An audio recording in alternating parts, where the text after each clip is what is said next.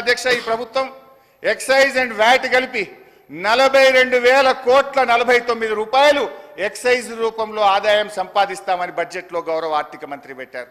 42,000 కోట్లు అధ్యక్ష. అంటే గతంలో ఇదే భట్టి గారు ఇదే అసెంబ్లీలో మాట్లాడారు. అప్పుడున్నది 25,000 కోట్ల ఆదాయం, వీళ్ళు 42,000 కోట్లు చేసింది. ఇప్పుడు ఏం మాట్లాడినరో భట్టి గారు ఎక్సైజ్ మీద నేను వినిపిస్తా అధ్యక్ష.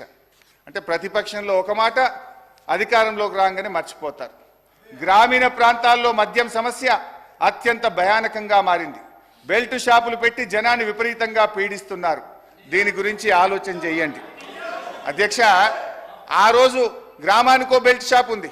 ఇప్పుడు మీరు చెప్పే 42,000 కోట్లు కావాలంటే గల్లీకో బెల్ట్ షాప్ పెట్టారు. మీరు గల్లీకో బెల్ట్ షాప్ పెట్టే పరిస్థితి వచ్చింది అధ్యక్ష. అధ్యక్ష ఇంకా అధ్యక్ష అధ్యక్ష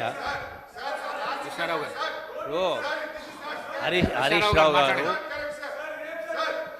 గారు అధ్యక్ష చెప్పిన దానిలో వాస్తవికత ఎంత ఆలోచన చేసిన అధ్యక్ష. గతంలో 2023లో 19,000 ఆదాయాన్ని మాట్లాడినారు. వాస్తవంగా ఆ లెక్కకు వస్తే 2014లో కేవలం 10,000 కోట్ల రూపాయలు ఉంటే ఎక్సైజ్ ఆదాయం. చివరి సంవత్సరం 2023-24 చూస్తే అధ్యక్ష 34,000 వాళ్ళ ప్రభుత్వ హయాంలో చివరి సంవత్సరము ఆదాయము 34,869 కోట్ల రూపాయలు ఆదాయం వచ్చింది అధ్యక్ష. అధ్యక్ష అదనంగా కూర్చోండి అధ్యక్ష అదనంగా చూయించిన ఆదాయం ఏది ఉందో అధ్యక్ష, ఇది రేట్లు పెంచు కాదు అధ్యక్ష. పిల్ఫరేజెస్ టెక్నాలజీ యూజ్ చేసి అక్రమంగా కావచ్చు, అక్రమంగా ఇక్కడి నుంచి ఇతర రాష్ట్రాలకు వచ్చి రావడం కాదు, వచ్చేటువంటి దానిలో టెక్నాలజీని యూజ్ చేసి పిల్ఫరేజ్ తగ్గించి రాష్ట్ర ఆదాయం పెంచు అధ్యక్ష. రేట్లు పెంచు, బెల్ట్ షాపులు పెంచు కాదు అధ్యక్ష. ఈ వాస్తవాన్ని గ్రహించాలని కోరుతా ఉన్నా అధ్యక్ష. సార్ గౌరవ స్పీకర్ గారు ఒక్క సబ్మిషన్ సార్. హరీష్ రావు గారు మీరేమన్నారు? సబ్జెక్ట్ వచ్చినప్పుడు ఆ కన్సల్ట్ మినిస్టర్ మాట్లాడడానికి అవకాశం ఉన్నదండి. మీ లెక్కల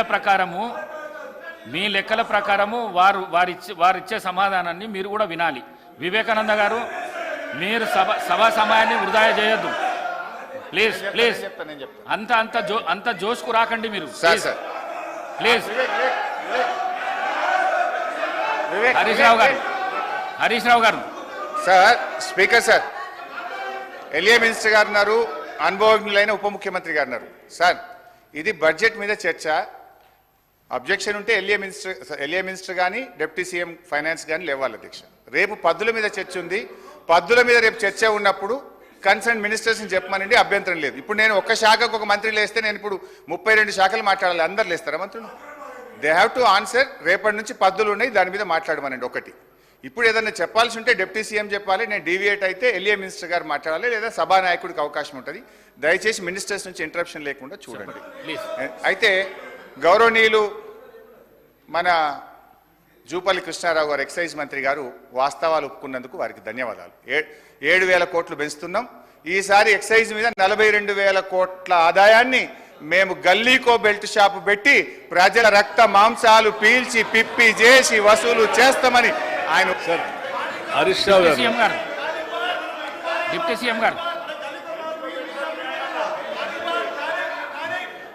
అధ్యక్ష ఆగండి.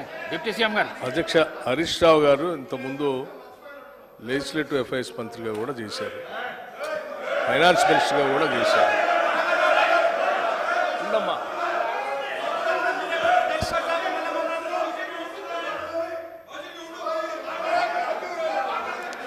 సభలో ఇవాళ 10 సంవత్సరాలు వాళ్ళు ఆర్థిక విధ్వంసం చేసి రాష్ట్రాన్ని అప్పులపాలు చేసి